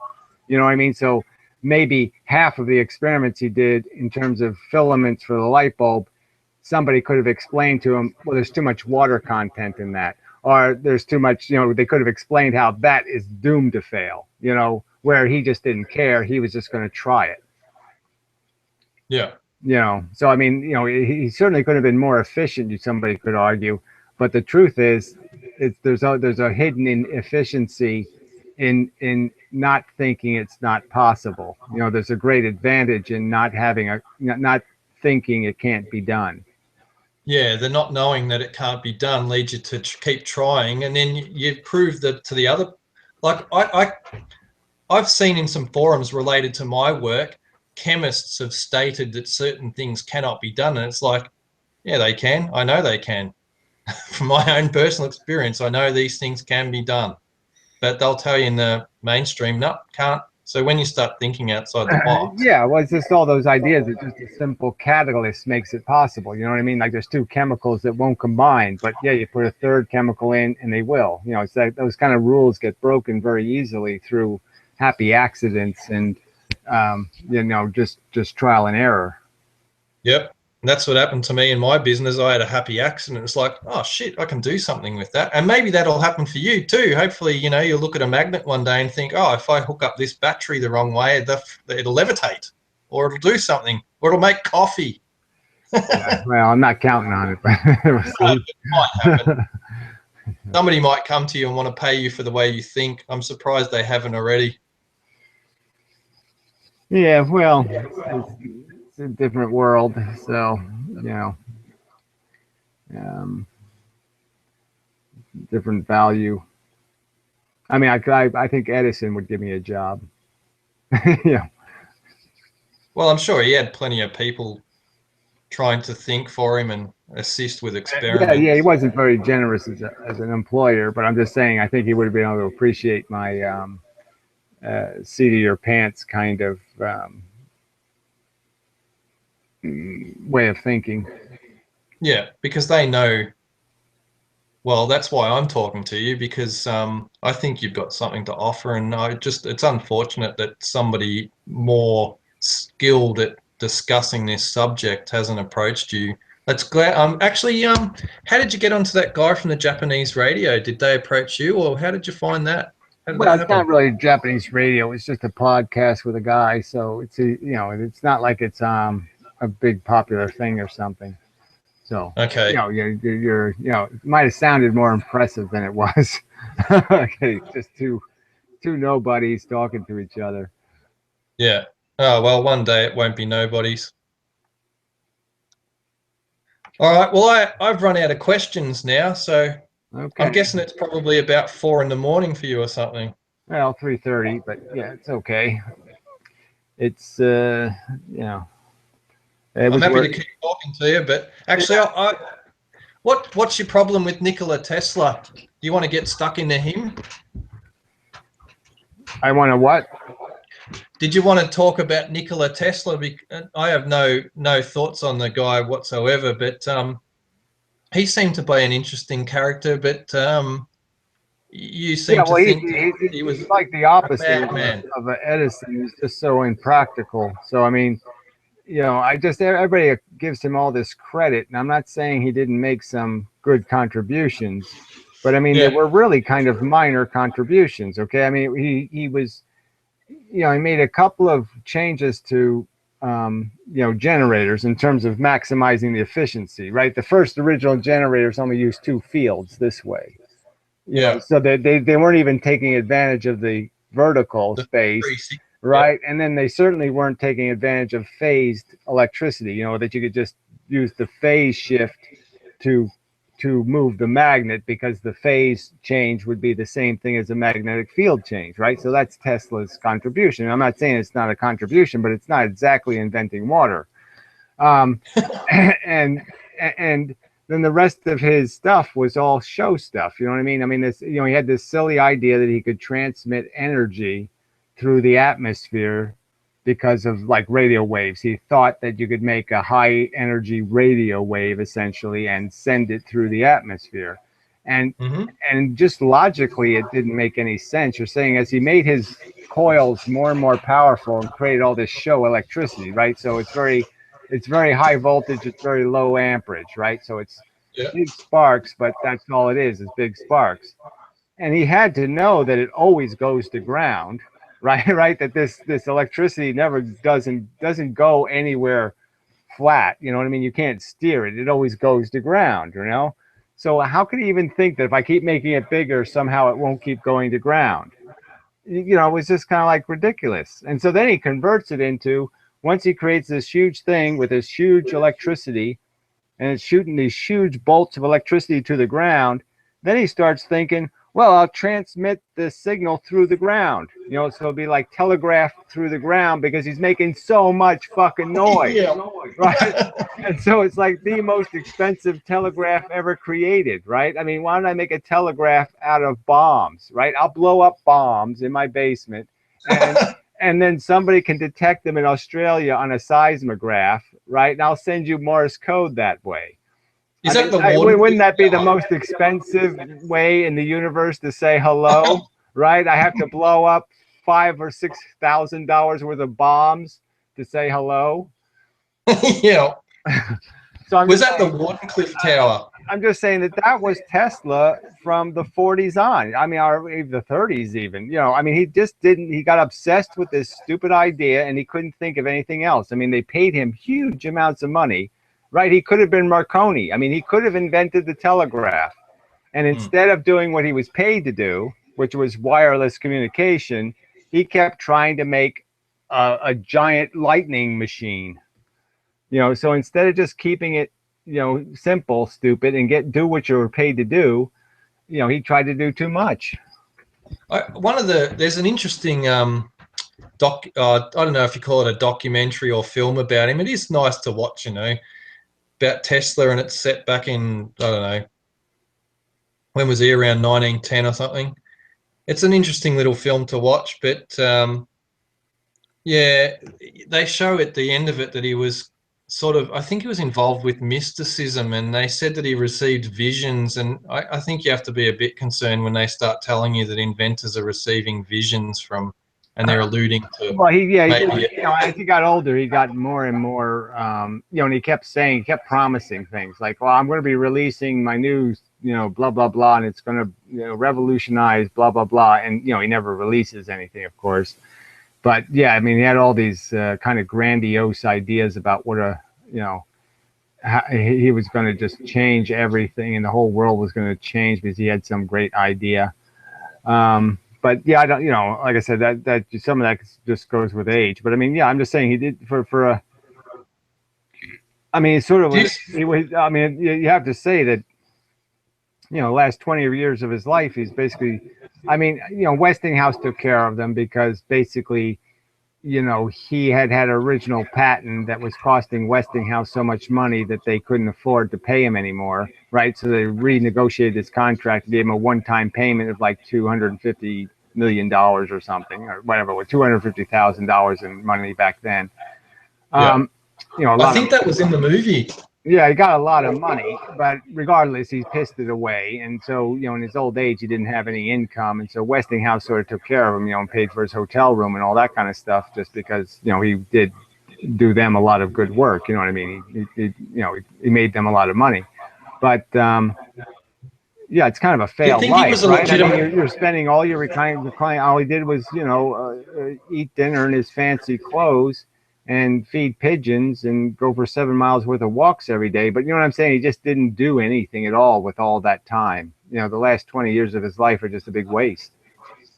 Yeah, so it sounds like he might have been an inventor that was perhaps just a bit of a con man that went a little bit mad towards the end of his life, right? Like the last 20 Yeah, years, you're saying. I don't want to get too derogatory, but yeah, I mean, I'm just saying you have to counter the hype. The people that make him into some kind of brilliant guy, it's just kind of silly because obviously he wasn't brilliant. He didn't invent a whole lot of different things. He invented one thing essentially. He was obsessed with electricity. It's all he could think about, and he's one dimensional. Yeah. What was it that he held the patent on with Westinghouse? Do you know? Well, yeah, it was he really he got a great deal, right? Because they went by horsepower, right? So he made a modification to their AC generators. So that was the three-phase motor, I think was that one. I mean, three-phase of electricity. And so you could, it really maximized how much you could get out of an AC motor. And, so it was a pretty good thing, but it was also like, he got like $2 on every horsepower of energy pumped into one of these motors, right? And so it's almost like the Bill Gates thing, right? Renting the operating system. Who knew it Yeah. would be this huge forever thing that you get to own? But basically, yeah, it was just incredibly expensive as Westinghouse was making giant generators producing megawatts of electricity.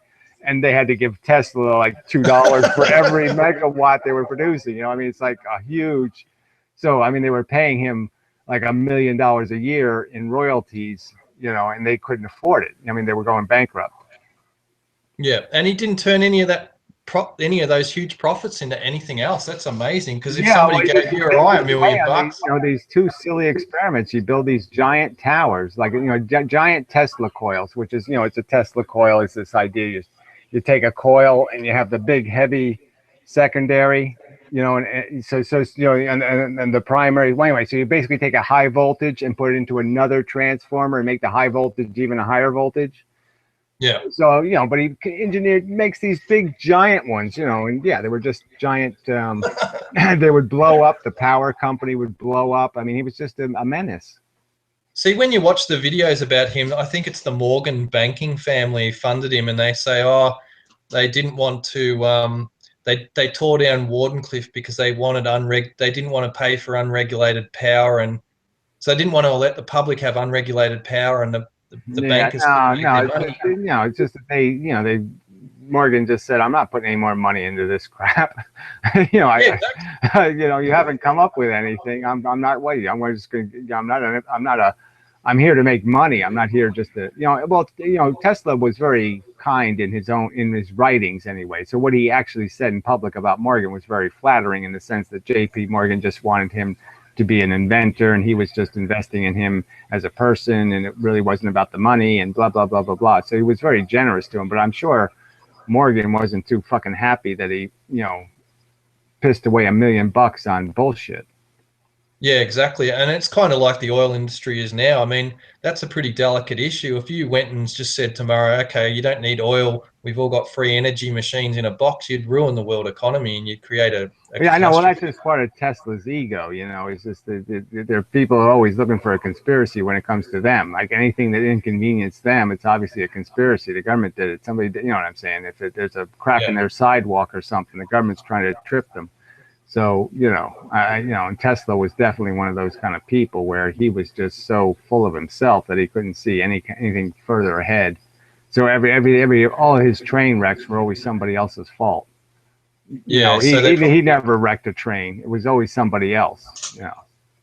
Yeah, so he's trying to get his own self-aggrandizement and at the expense of perhaps ruining an economy. Yeah, well, I'm just saying that his ego was like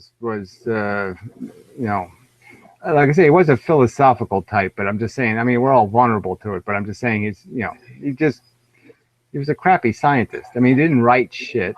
I mean, you know what I'm saying? You don't even have a good record of Tesla. You have these stupid magazine articles and little bits and pieces, but there's just there's so little that's documented.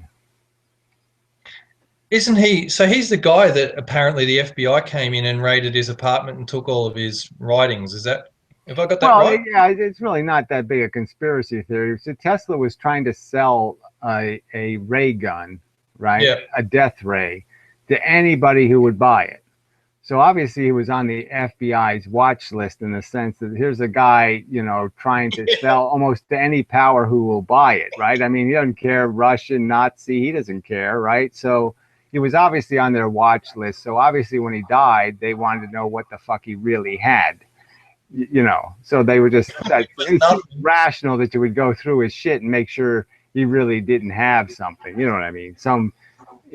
I mean, it would be stupid of our government not to take that a little bit seriously, even though it's crazy. You know what I mean? You still got to take it seriously because he was a scientist and maybe he did have some kind of idea. Yeah.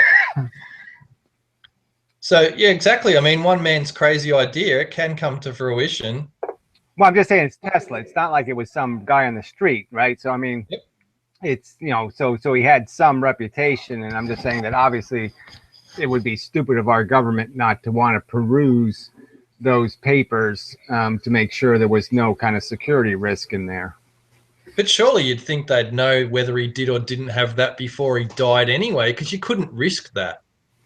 Well, I'm just saying you don't know what he could have had in his private papers. You know what I mean? So what they could find by him proposing something. Obviously, they came to the government and said, look, I have an idea for this. And then they saw that he didn't have any paperwork to go with it or any kind of real stuff. You know what I'm saying? He just has an idea.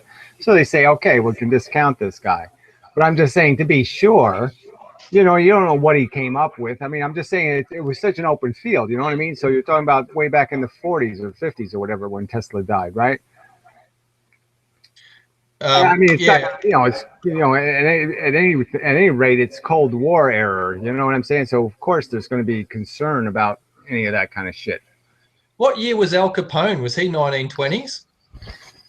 Well, I guess he had to be. It's prohibition and all that shit, right? Yeah, I don't know. I'm just thinking old times. If Al Capone had popped out with his Tesla Tommy gun, that would have changed history quite dramatically. Yeah. Tesla gave me this gun. You do what I say, gun.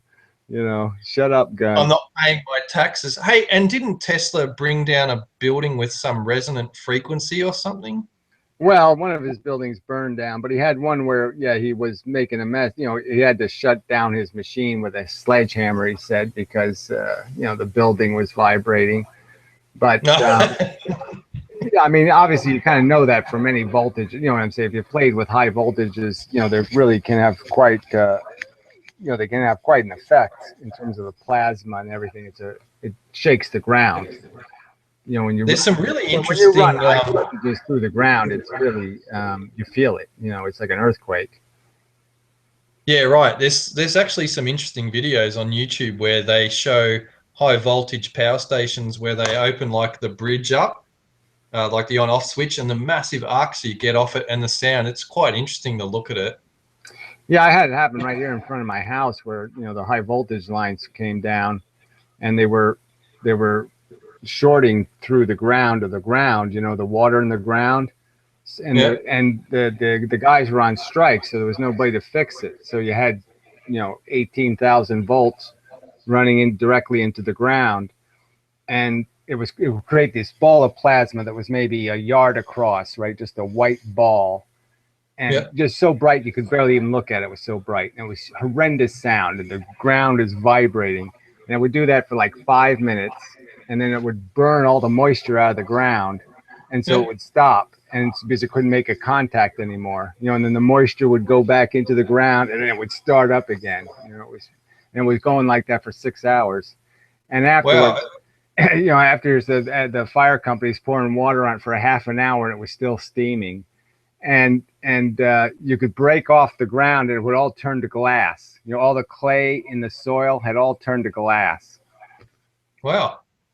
I saw another interesting one recently. It reminds me of something. There was a car crashed somewhere in the States and it took out some power lines, and the power line was arcing across a children's play set, with the swings and the slide. And then somehow it transferred through the soil and went to the hurricane fence that surrounded the property. And all of a sudden, all of the firemen had to jump back from the fence because about 200 meters of fencing all became live with, I don't know, 10 or 20,000 volts charging through it. It's quite interesting to watch all the arcing patterns, the Yeah, arcs no, it between. was. I never saw anything like it. It was really quite amazing. To realize just how much energy is running through that little quarter-inch hunk of wire. It's just a solid quarter-inch piece of wire, and you just can't imagine all the power that's going through that one little piece of wire. Yeah, actually, it brings to mind, my mother went to the US about 20 years ago, and she said she was in a hotel and she looked out the window one day and saw a St. Elmo's fireball travel down the power line. What do you think that is? Well, who knows what kind of freak phenomenon it was. I mean, obviously something could have got electrocuted on a high voltage line, but I mean that's the kind of thing it would have to be is something, you know, I can't, hard to guess, but you could almost say that anything could be blown in the wind. So, like, say you had a light wire or a light piece of something that crossed the two poles, then that kind of thing can catch fire. But I don't, it's hard to say. She reckons it was like just a ball of plasma that just went down the power line, just traveled down the road. Yeah, well, it usually has to be something that's creating the short. You know what I'm saying? And so once it's caught in the field, it might stay in the field, but it has to probably be something that's burning up. It's just taking a little while to burn up. Like it could just be like a fleck of metal or something that's stuck in the. Yeah, just a fluke thing. You know what I mean? It has to be just the right circumstance. But yeah, even like a metallic balloon or some kind of silly thing like that. And it just because of the momentum it had going in, it just travels non-friction. Through because the power lines are pretty far separated. A couple of feet apart between the three poles. So you got It just gets into that magic spot. yeah, so you got 8,000 volts between each one. So it gets in between that. That's still a pretty good voltage that it's running through. Yeah. All right. Listen, I might have to go and have something to eat. And thanks for talking to me for so long. No, good job. And so till next time. And so Righto. Thanks for that. I'll try and work out some more. I'll try and ask you some more intelligent questions. yeah, no, like I said, it was good. It keeps me on my toes and eye on the ball and all that kind of stuff. So Yeah. Well, I have to say, I will repeat it again. That video you made the other day, that had a pretty good explanation in it. yeah, well, every now and then I have little moments. I guess I have to cut the moments out and put the moments together. But yeah, I think you had some pretty pesky people that were bothering you in the room, but you actually really took the time to try and explain it to them. So I'm glad that they did hassle you because it did make you, it did make you pull out an answer that was. I mean, it's a tough thing to try and answer anyway, but you did simplify it pretty well. yeah, no, it's like I said, it is productive. I think in the end for both the people listening and for me. Like I said, it makes it. I have to understand my own arguments better and present them more coherently. So all this practice is good for that. Yeah, I know you don't want to have to keep repeating it, but I guess it just burns some new dendrites into the old skull, and you can just pop the answer out without thinking about it. Well, that's the plan anyway. I don't dendrite very well, but we'll see. Hopefully. You probably smoked all your dendrites away yeah, anyway. well, they're tired anyway. They just kind of they will kind of want. Actually, all your smoking probably grew extra dendrites, and that's why you've got this ability to Well, think I of hate these. to admit it, but yeah, I tend to. That's my own little favorite fantasy is that, yeah, cigarettes were really good for me. In spite of them being bad for me, they were actually good for me. Sounds like it. Yeah, All right, I'll it's a let you bit of go, a mate. rationalization, but I'll go with it until somebody forces me not to. But anyway, okay. Till All right. next time See and you, Gary. such. Thanks, mate. And the peanut gallery didn't say much, but Oh, is there any questions? no, not much there. Hi, all from the UK. Well, that doesn't help much. Greetings from Seattle. Really enjoy listening to the live stream. That was interesting, Ty. Bye, everyone, and TC be blessed, whatever that is, but I don't do that blessed thing. Hey, we have to do some wishing on the way out. Some Charles Darwin wishing. Yeah, now I'll take a break. You don't want to use it all up. You gotta have respect for your magic powers. Yep. There's only so much force, right? There's only so much blue energy. You don't want to waste it. That's it. Yeah. All right. Keep Good it night. reserves. Okay. So till next time. Take care, Mike. All right. So I'm off to Bedlam and such, and so forth and whatnot. Yeah, I gotta get better lights. God, I really don't look this bad. I mean, in this mirror over here, I look fine. I don't look all pale and creased. And, yeah, I really have to do a little bit of. Got to get myself some redder lights here somewhere. Anyway, till next time. Such. So forth and whatnot.